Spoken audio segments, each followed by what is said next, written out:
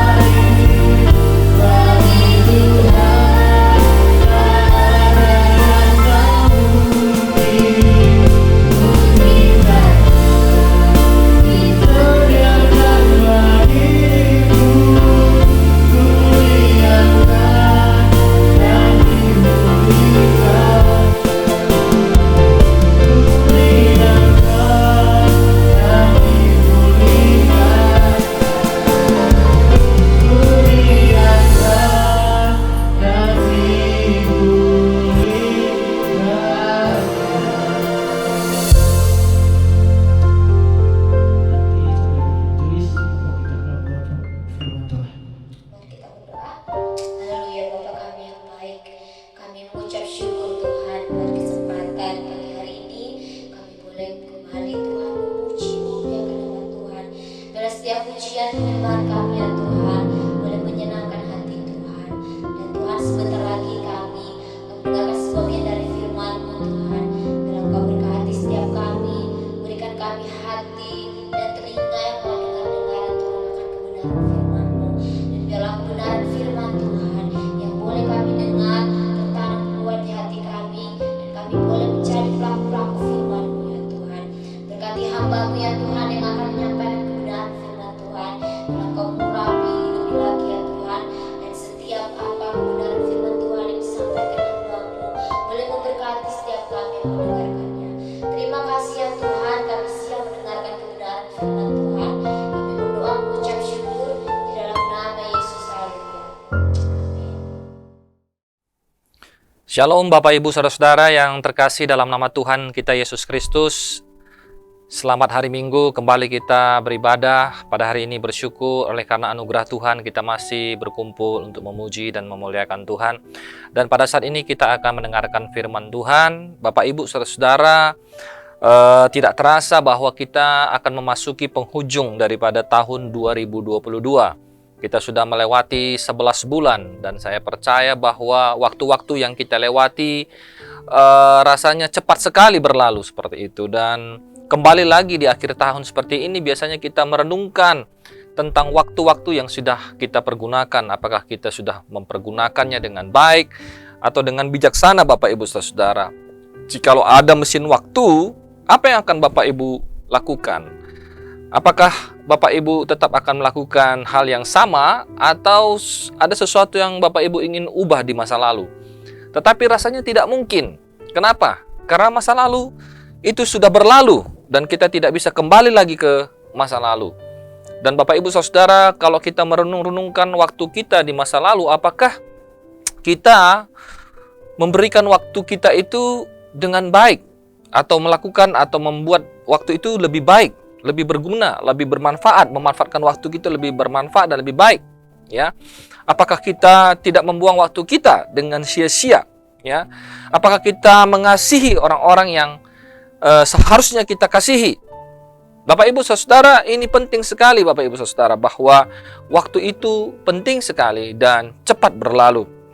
Oleh karena itu Bapak Ibu Saudara, seorang yang bernama Abraham Lincoln mengatakan bahwa berkata, orang tidak dapat meninggalkan sejarah, ya. Soekarno juga berkata, jangan sekali-sekali meninggalkan sejarah. Kenapa? Karena masa lalu adalah sejarah dan tidak bisa kita ulang kembali. Kita tidak bisa jadikan sebagai, kita hanya bisa jadikan itu sebagai bahan pelajaran. Setiap orang adalah produk masa lalunya, produk sejarah. Dengan mempelajari sejarah, kita akan mampu menghindari berbagai kesalahan dan kekurangan di masa lampau untuk memperbaiki di masa depan. Nah, Bapak Ibu Saudara, saya percaya bahwa kita semua di sini ingin membangun masa depan yang lebih baik. Pertanyaannya, apakah masih bisa? Apakah masih ada harapan? Dan hari ini kita mau belajar dari kisah sejarah Israel, di mana sejarah Israel ini memberikan banyak sekali pelajaran kepada kita Bapak Ibu Saudara. Dan saya percaya kisah ini Bapak Ibu Saudara semua sudah sering sekali mendengarnya. Tetapi mari kita kembali mempelajari dan merenungkan dari kisah ini supaya kita bisa memetik pelajaran-pelajaran untuk kita pakai di masa yang akan datang, khususnya di dalam memasuki tahun 2023 nanti.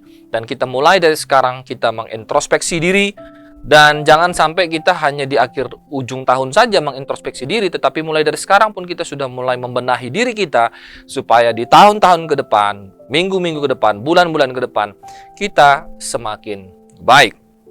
Nah, Bapak Ibu Saudara, kita tahu bahwa bangsa Israel pernah tinggal di Mesir, bahkan dijajah oleh Mesir selama 400 tahun kurang lebih.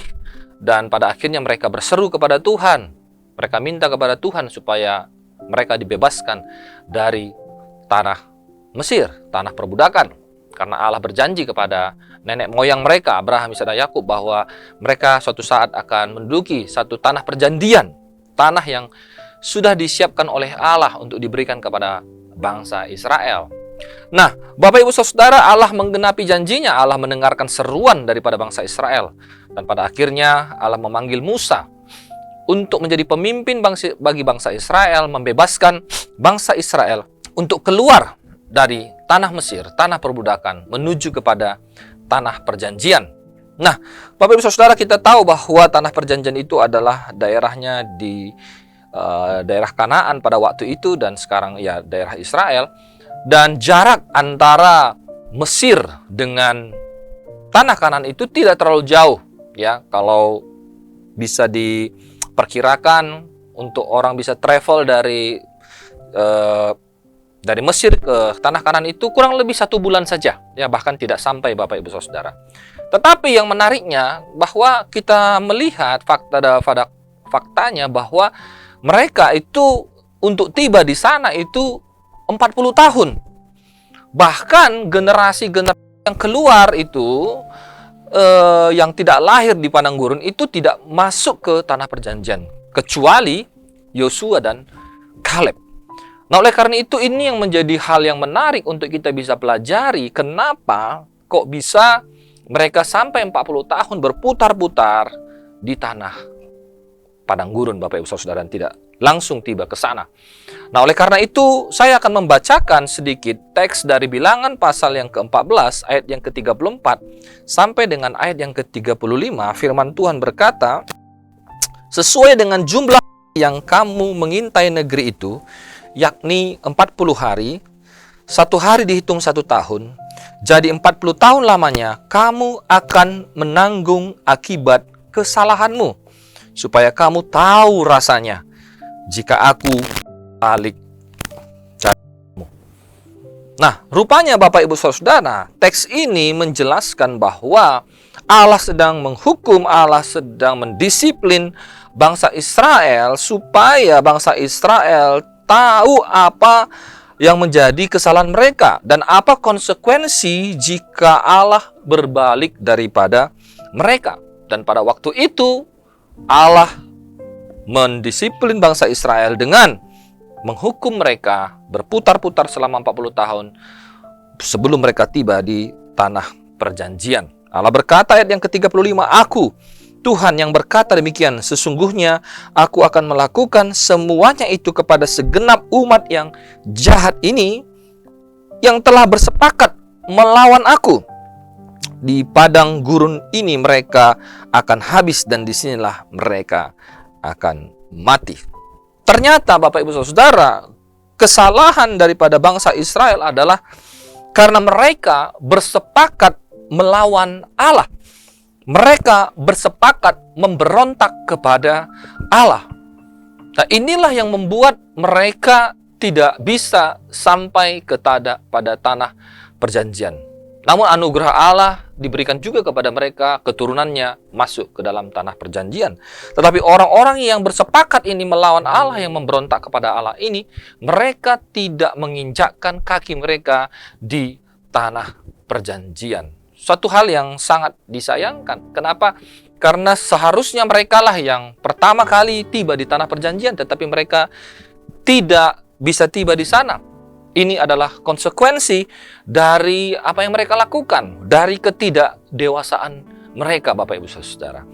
Dan hari ini kita mau belajar ketidakdewasaan apa yang mereka miliki. Yang pertama adalah ketidakdewasaan iman, atau mereka belum dewasa secara iman. Mereka belum betul-betul percaya kepada Allah yang Israel yang seharusnya mereka percaya, Allah yang menciptakan langit dan bumi, Allah yang memilih mereka, Allah yang membebaskan mereka. Bahkan mereka melihat dengan mata kepala mereka sendiri bagaimana Allah membebaskan mereka dari tanah Mesir dengan 10 tulah, lalu membelah teberau, lalu juga mereka diberikan makanan setiap hari. Mereka juga dipelihara oleh Allah. Allah mengirimkan tiang api, Allah juga mengirimkan tiang awan supaya mereka tidak kepanasan dan tidak kedinginan pada waktu malam. Tetapi mereka belum dewasa di dalam iman dan terus-menerus tidak meyakini akan Allah, tidak percaya kepada Allah. Mari kita melihat sedikit konteksnya daripada ayat ini Bapak Ibu Saudara. Di mana di dalam Bilangan pasal yang ke-13 ya, di sebelumnya Allah berfirman kepada Musa untuk menyuruh orang-orang Israel mengintai tanah perjanjian ya.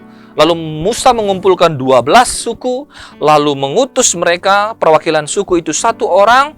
Apa yang menjadi tugas mereka? Mereka harus cek apakah bangsa itu kuat, apakah bangsa itu lemah, apakah itu bangsa itu sedikit, banyak, baik, buruk, terbuka, berkubu, gemuk tanahnya, kurus, dan mereka harus laporkan itu kembali mereka dari tanah perjanjian.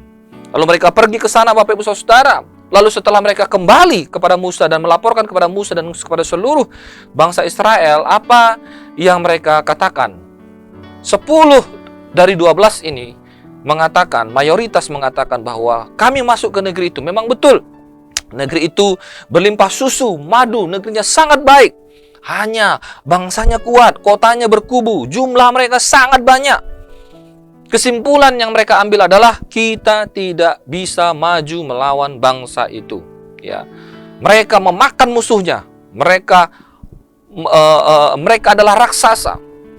Penglihatan mereka itu pada akhirnya membuat iman mereka menjadi kalah, iman mereka menjadi ciut. Mereka tidak lagi percaya kepada Allah yang adalah di pihak mereka, yang selama ini menuntun mereka, yang selama ini menyatakan kuasa dan mujizatnya kepada mereka. Tetapi menarik, ada 2 orang, yakni Yosua dan Kaleb, mengatakan betul fakta itu adanya, tetapi respon mereka yang berbeda. Respon ke-10 orang itu mereka berkata tidak mungkin kita kalahkan mereka. Tetapi respon kedua orang ini, kita akan maju menduduki negeri itu sebab kita akan mengalahkannya. Kita bisa melihat perbedaan minoritas dan mayoritas di sini. 2 orang melawan 10 orang. Ini imannya menjadi kecut, menjadi lemah. Tetapi 2 orang ini punya kepercayaan yang tinggi, kepercayaan yang besar kepada Allah, bahwa Allah itu sanggup mengalahkan bangsa Kanaan ini. Mereka optimis, iman mereka kuat Bapak Ibu Saudara. Tetapi ke-10 orang ini mereka tidak percaya kalau Tuhan bisa mengalahkan orang-orang di sana. Nah Bapak Ibu Saudara, bukan hanya tidak percaya, tetapi kalau kita melihat ayat yang selanjutnya, pasal yang ke-14, ayat yang 1 sampai yang ke-4, orang-orang Israel ini malah bersungut-sungut. Bahkan dia ingin mengangkat pemimpin lain dan pulang ke Mesir, Bapak Ibu Saudara. Artinya apa? Mereka tidak mau lagi dipimpin oleh Musa yang adalah utusan Allah, yang adalah orang yang diurapi Allah untuk memimpin mereka. Mereka memberontak kepada Allah. Bukan hanya memberontak kepada Allah, mereka juga memberontak kepada Musa. Dan ingin kembali ke masa lalu, ingin kembali ke perbudakan, Bapak Ibu Saudara. Yang pertama, mereka tidak percaya kepada Tuhan. Yang kedua, mereka menyalahkan Tuhan. Dan lebih parah lagi, mereka ingin kembali ke masa lalu, Bapak Ibu Saudara. Dan akhirnya apa? Apa akibat daripada pemberontakan ini? Allah ingin membinasakan mereka. Tetapi Musa memohon pengampunan, Bapak Ibu Saudara. Ampunilah bangsa ini. Ya. Dan Bapak Ibu Saudara, tetap ada konsekuensinya, bahwa di dalam ayat yang ke-29, semua yang terkecuali anak 20 tahun ke bawah akan mati di padang gurun. Tetapi generasi yang 20 tahun ke bawah, mereka akan masuk ke tanah perjanjian, Bapak Ibu Saudara. Ini adalah akibatnya, Bapak Ibu Saudara. Oleh karena itu, mari, penting sekali kita memiliki iman yang kuat, iman yang kokoh, Bapak Ibu Saudara. Ya, supaya kita tidak memberontak kepada Allah, meninggalkan Allah, tidak lagi percaya kepada Allah, tidak lagi percaya kepada pemimpin rohani kita, Bapak Ibu Saudara. Kenapa? Karena iman mereka kandas.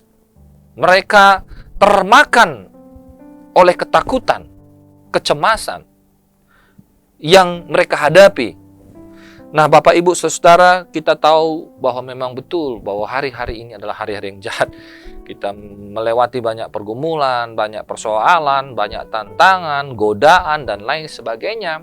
Entah itu di rumah, di tempat pekerjaan, di dalam kehidupan kita, susah mendapat kerja, penyakit yang kita harus lawan, Bapak Ibu Saudara. Ini seringkali mengecilkan iman kita, membuat iman kita jadi tidak lagi percaya kepada Tuhan. Bukan hanya itu, kesenangan dunia juga membuat kita jadi jauh daripada Tuhan. Kita tahu semua bahwa iman itu dari mana datangnya. Iman itu kita datang dari pendengaran akan firman Allah. Ada satu hubungan, ada satu relation dengan Allah untuk kita bisa mendapatkan iman yang sejati, Bapak Ibu Saudara. Oleh karena itu, kita perlu setiap hari kembali membangkitkan iman kita, kepercayaan kita kepada Tuhan dengan membangun hubungan, membaca firman-Nya, mendengarkan firman itu penting sekali. Kenapa? Karena firman itu akan membuat kita semakin percaya kepada Allah. Dan kita tahu bahwa orang yang percaya kepada Allah, orang yang takut akan Allah, dia akan diberkati seperti pohon yang ditanam di tepi aliran air, di mana dia akan menjadi subur dan sangat diberkati oleh Tuhan. Kadang-kadang oleh karena iman kita, Bapak Ibu Saudara, kita jadi tidak mendapatkan berkat daripada Allah, ya. Padahal berkat itu sudah dekat untuk kita terima, kita peroleh. Tapi karena iman kita menjadi lemah, kita takut dan tidak percaya, kita tidak jadi dapat berkat itu seperti bangsa Israel. Ada satu cerita, Bapak Ibu Saudara, di mana ada dua orang teman baik, ya. Mereka sama-sama pergi mengambil undian begitu, ya. Dan mereka sama-sama tahu nomor undiannya seperti itu. Lalu akhirnya tiba-tiba mereka salah satu temannya ini melihat kepada undian dan dia lihat, waduh, undiannya tidak kena, tetapi undian temannya kena, menang sebesar 5 miliar. Wah, dia kaget sekali, Bapak Ibu Saudara. Lalu pada akhirnya dia mau katakan kepada temannya, tapi dia mulai berpikir, waduh, kalau saya kasih tahu teman saya, tiba-tiba dia kaget, dia adakan penyakit jantung, nanti dia mati begitu. Tapi dengan pelan-pelan dia datang, dia bilang kepada temannya, kawan, sinilah aku mau bicara, tapi kamu jangan kaget ya, pokoknya kamu tenang aja ya, kamu jangan kaget begitu. Kenapa? Begini loh, kamu itu dapat undian 5 miliar begitu.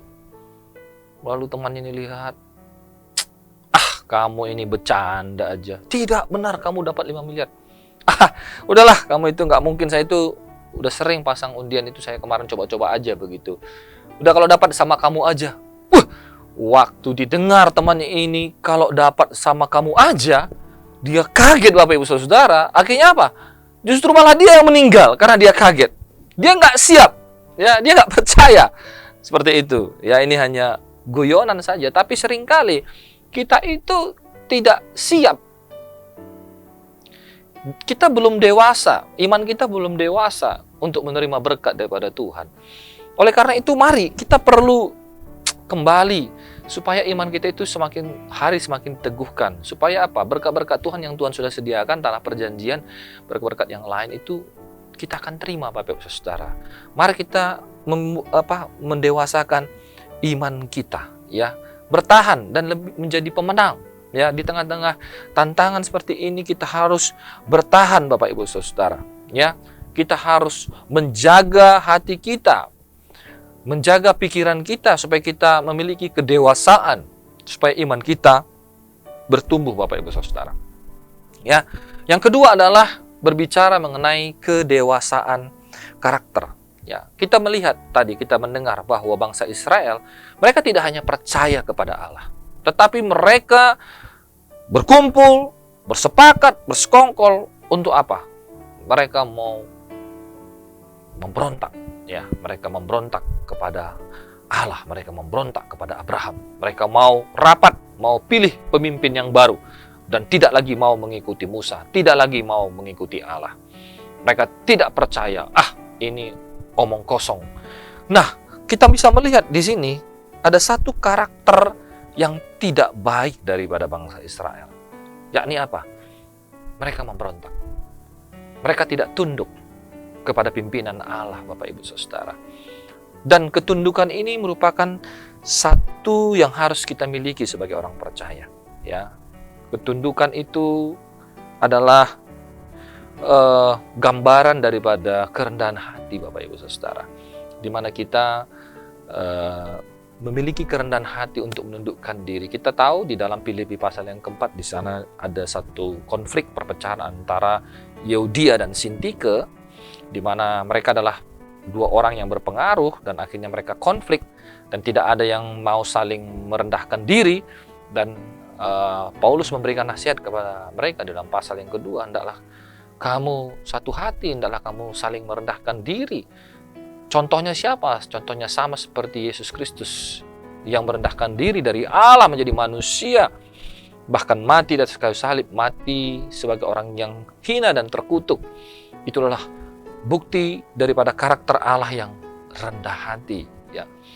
Nah, kita perlu belajar kerendahan hati daripada Tuhan kita Yesus Kristus, di mana hati kita ini kita senantiasa kecenderungan berdosa, kecenderungan memberontak, kecenderungan tidak mau mengalah. Apalagi hari-hari ini adalah hari-hari yang egois, ya. Banyak orang hanya mementingkan diri sendiri, ya, mengamankan diri sendiri. Orang mulai tidak peduli kepada orang lain, ya, cuek kepada orang lain, dan pokoknya aku seperti itu, Bapak Ibu Saudara. Ternyata Allah tidak mau kita menjadi orang yang egois, tidak peduli, orang yang cuek. Kita harus senantiasa berbuat baik, dan kita harus senantiasa terlebih dahulu inisiatif di dalam mengasihi. Dan tentunya kerendahan hati ini adalah modal daripada Allah mengangkat kita, Bapak Ibu Saudara. Oleh karena itu, mari kita senantiasa punya kerendahan hati, khususnya di dalam berkeluarga, di dalam berorganisasi, dan juga di dalam gereja dan lain sebagainya. Mari kita memiliki penundukan dan kerendahan hati ketika Allah berbicara. Kita taat saja, kita ikuti saja, dan kita percaya saja bahwa Allah itu tidak akan membawa kita kepada kebinasaan. Kita tahu, Bapak Ibu Saudara, bahwa mereka memang betul diliputi oleh ketakutan. Mereka tidak percaya dan pada akhirnya mereka memberontak kepada Allah, ya. Dan mereka tidak merendahkan diri di hadapan Allah, dan akibatnya mereka menerima semua konsekuensi ini. Bukan hanya satu cerita ini, tetapi ada cerita lain di mana ada orang-orang yang memberontak juga kepada Musa, Bapak Ibu Saudara. Dan Bapak Ibu Saudara, kita perlu untuk senantiasa terus jaga hati kita untuk senantiasa memiliki kerendahan hati, baik itu dimanapun kita berada. Kenapa? Karena orang yang rendah hati akan ditinggikan Tuhan. Allah bermusuhan kepada orang yang sombong, orang yang memberontak, orang yang tidak taat, tidak tunduk. Mereka adalah orang-orang yang sombong, Bapak Ibu Saudara. Oleh karena itu, mari kita belajar untuk merendahkan diri kita. Saat ini mungkin Tuhan mengajarkan kita untuk kita bisa lebih dewasa lagi di dalam iman kita, dan juga kita harus lebih dewasa lagi di dalam karakter kita, Bapak Ibu Saudara. Dan biarlah kedua kedewasaan ini kita miliki sebagai orang percaya. Mari kita terus memandang kepada Tuhan. Nasihat di dalam Amsal pasal yang ketiga ayat 5-6, percayalah kepada Tuhan dengan segenap hatimu dan jangan bersandar kepada pengertianmu sendiri. Akuilah Dia dalam segala lakumu, maka Ia akan meluruskan jalanmu. Janganlah engkau menganggap dirimu sendiri bijak. Takutlah akan Tuhan dan jauhilah kejahatan. Seperti yang di awal tadi saya sebutkan, Bapak Ibu, bahwa di tahun ini, ya, seberapa banyak kita berbuat tidak bijak, ya, tidak dewasa di dalam beriman maupun di dalam karakter kita. Kita sendiri yang tahu. Oleh karena itu, mari kita mulai mengevaluasi diri kita, mengintrospeksi diri kita. Di area mana kita belum dewasa? Apakah di area iman kita atau di dalam kedewasaan karakter kita? Salah satunya adalah kerendahan hati kita untuk taat kepada Allah, untuk lebih peduli kepada orang lain.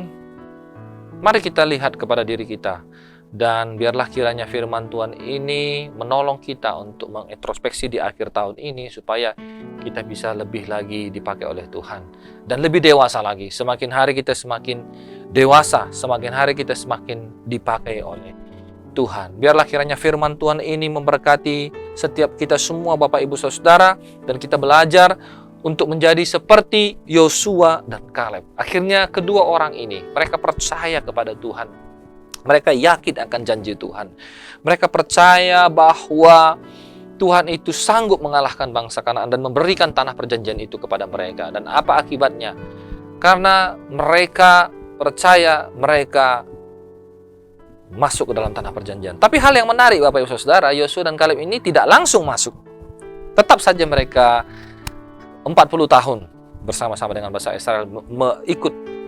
Dan mereka tetap sabar.